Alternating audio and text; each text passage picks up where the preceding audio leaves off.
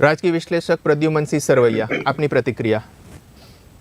જી, પત્રકાર વિશે વાત કરીએ તો સરકારનો જે નિર્ણય છે એમાં ક્યાંક ને ક્યાંક શંકા ચોક્કસ પ્રેરે છે.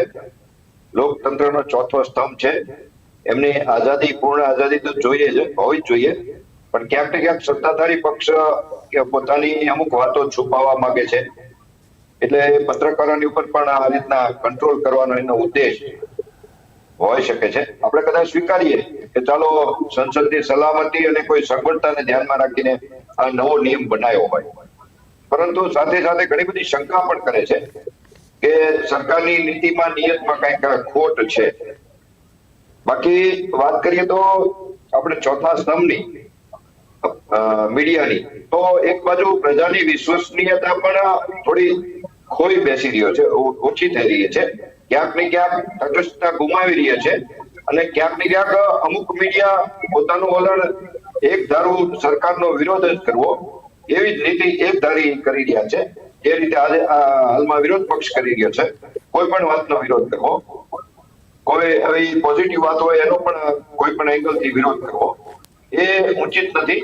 એટલે ચોથા સ્તંભ લોકતંત્રનો જે છે મીડિયા, એની વિશ્વસનીયતા જળવાઈ રહે એ દેશ માટે પણ, લોકશાહી માટે પણ સૌથી જરૂરી છે. અને એના માટે આવનારા સમયમાં નવા જાગૃતિ, નવા સુધારા એ ચોથો સ્તંભ પોતે પણ કરે એવી આશા રાખીએ. બીજી વાત કરીએ તો 3 નિર્દોષ વિદ્યાર્થીઓનું જે મૃત્યુ થયા coaching centre, Delhi coaching centre, હવે દેશમાં નિરંતર આ પ્રકારની દુર્ઘટનાઓ થઈ રહી છે. આ જ રીતના નિર્દોષ વિદ્યાર્થીઓ આપણે તક્ષશિલા સુરતમાં પણ ભોગ બન્યા હતા, ટીઆરપી કાંડ રાજકોટમાં પણ બન્યા છે, અને હવે આ વિષય આખો દિલ્હી સુધી જઈને અટક્યો છે.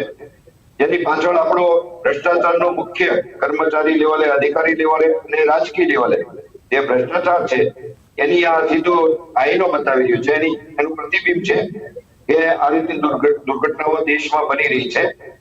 અને પાણી ભરાવું એ તો હવે જાણે શહેરોમાં સામાન્ય થઈ ગયું છે. ગટરો ઉભરાવી, પાણી ભરાવું, પછી ઉનાળામાં પીવાના પાણીની અછત, એટલે જે આ બધું પ્રજાને કોમન કોઠે પડી ગયું છે. વિકાસનો ટ્રેક કંઈક આપણે ખોટી લાઈને છે એવું દેખાઈ રહ્યું છે.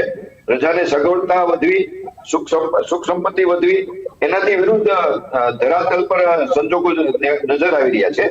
એટલે વિકાસની વ્યાખ્યામાં પણ હવે ફેરફાર કરવો જોઈએ એ દિવસો પણ આવી ગયા છે.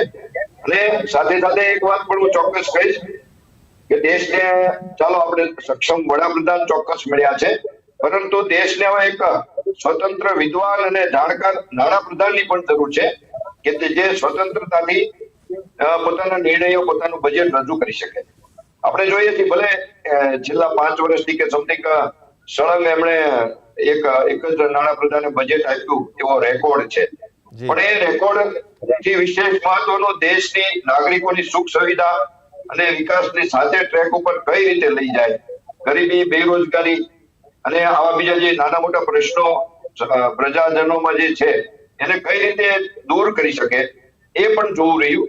અને જ્યારે બજેટને આપણે જોઈએ છીએ ત્યારે સૌથી મોટો રોજગારી આપતો ક્ષેત્ર ખેડૂત, કૃષિને, જે આપણો ખેડૂત છે, એની બાબતમાં બિલકુલ સરકારના બજેટમાં નજરઅંદાજ હોય એવું દેખાઈ રહ્યું છે. એટલે દેશ ઘણા બધા પ્રશ્નો અત્યારે આત્મમંથન કરવા જેવા છે. સરવૈયાજી, ક્લોઝિંગ રિમાર્ક 2 મિનિટ. જી હા, લોકતંત્રના આપણે ચોથા સ્તંભને સક્ષમ બનાવવો જોઈએ એ પત્રકારોની સૌથી પહેલો રોલ છે. નહીં કે પોતે સદ્ધર થવું કે સક્ષમ થવું, પણ દેશને સક્ષમ કઈ રીતે બનાવી શકે અને એમાં પોતાનો રોલ કઈ રીતે ભજવી શકે એ પત્રકારોની સૌથી મોટી જવાબદારી છે. બાકી આપણે જોઈએ છીએ સત્તાધારી પક્ષ ક્યાંક ને ક્યાંક મીડિયાને પોતાના અંડરમાં રાખવામાં સફળ પણ જોઈએ. આપણે અત્યારે જે જગ્યા ફિક્સ કરવાની વાત છે, તો આવનારા સમયમાં કદાચ વિષય ફિક્સ કરવાનો આવે, સમાચાર ફિક્સ પણ કરવામાં આવે. એટલે સમસ્ત પત્રકાર જગતે આ માટે જાગૃત થવાની જરૂર છે કે આવનારા સમયમાં સરકાર એમને પોતાના અંડરમાં લેવાનો વધુ પ્રયાસ ન કરે. બાકી તો જોઈએ તો મીડિયા પર કોઈ રિસ્ટ્રિક્શન ન હોવો જોઈએ અને સીમિત વિસ્તાર પણ ન હોવો જોઈએ. જે મીડિયા માટે તો ખુલ્લું આકાશ અને જમીન એના માટે ખુલ્લી હોવી જોઈએ. એ સમાચાર ક્યાંય પણ છે, કોઈ પણ રીતે લઈ શકે. અને મીડિયાએ પણ સનસનીખેજ સમાચાર ગોતવાની બદલે કે પછી ટીઆરપી વધે એવા સમાચાર આપવાની બદલે સમાજ ઉપયોગી, દેશ ઉપયોગી ન્યૂઝ આપવા જોઈએ. આપણે જોઈએ છીએ રાજ્યમાં પ્રિન્ટ મીડિયા છે, પછી ટીવી મીડિયા છે, એની સાથે સાથે બીજા જે યુટ્યુબમાં ચેનલો છે એ પણ સારો એવો રોલ ભજવી રહ્યા છે. અને જેમાં જમાવટ છે, નવજીવન ન્યૂઝ છે, નિર્ભયા ન્યૂઝ છે, એવા આપણે નામ પણ આપી શકીએ જે તટસ્થતાથી પોતાને રોલ ભજવી રહ્યા છે અને દેશના, આપણે રાજ્યને ઘણી બધી બાબતમાં આ પત્રકારોનું જે બીજું પાસું છે એ ત્યાં નજર આવી રહ્યું છે. હાજી.